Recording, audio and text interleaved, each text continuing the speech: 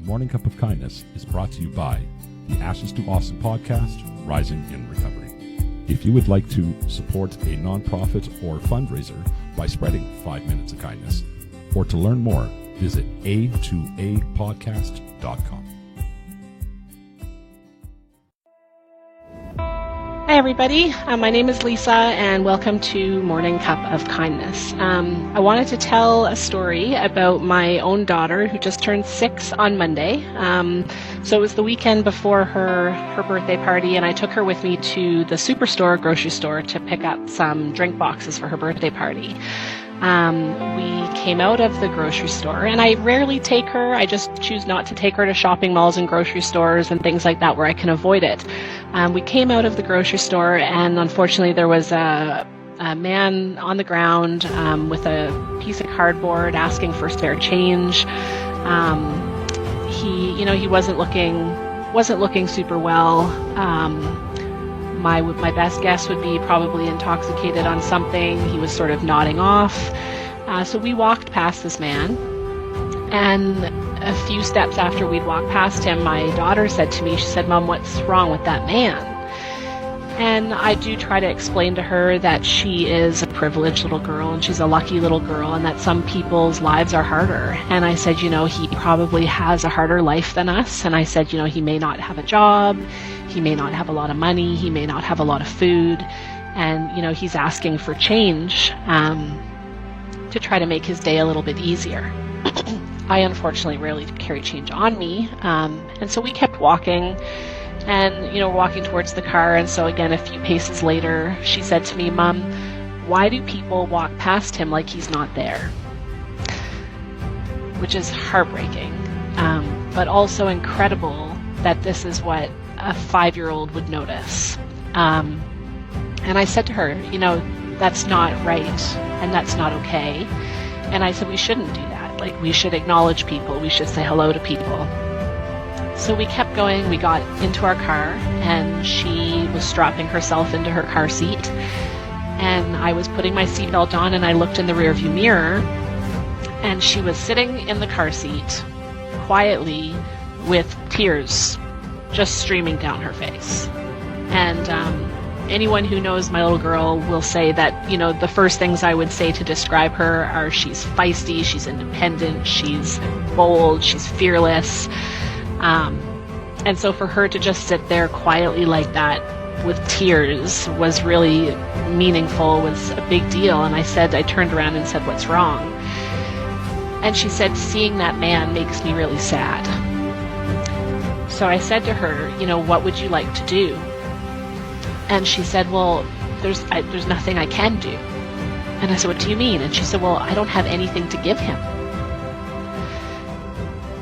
And I said, "Well, what would you like to give him?" And she said, "I think he probably is hungry." So I said, "Well, would you like to go and we could go and buy him a rotisserie chicken?" And she said, "Well, maybe he doesn't eat chicken."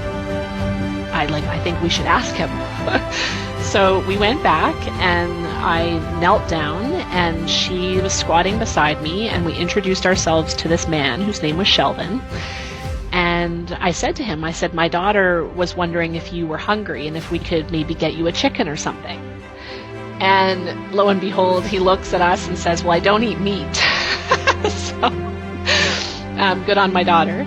And I said, "Well, what would you like?" And he said, "Well, maybe some cereal or milk or yogurt or something like that." And my 5-year-old piped up and said, "What's your favorite flavor of yogurt?" And he said, "Strawberry." And she said, "So is mine." So we went inside and we got him some food, and we brought it out. We gave him the food. He said, "Thank you very much." And we wished him a good day, and we left. And so we walked back to the car again. She was sort of quiet. She got in the car again, strapped herself in, and she said, "I'm proud of myself." And it was just an interesting moment to be able to say to her how proud I was of her. And again, not even proud that she was able to give him food or that she gave him food, but proud that she noticed him, proud that she felt that in her heart and noticed it and acknowledged it and spoke to it and explored what to do with that was something kind in the world. And I acknowledged her and told her I was proud of her. And then this was, I think before lunch that particular day. And that night, putting her to bed, I always read her story, and then I'll lay down in bed with her and we'll just chat about the day.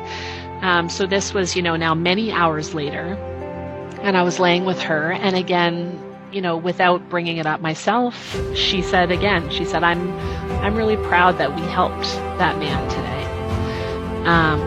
So anyways, I think that that's a lovely story. It warmed my heart and wanted to share that on Morning of Kindness.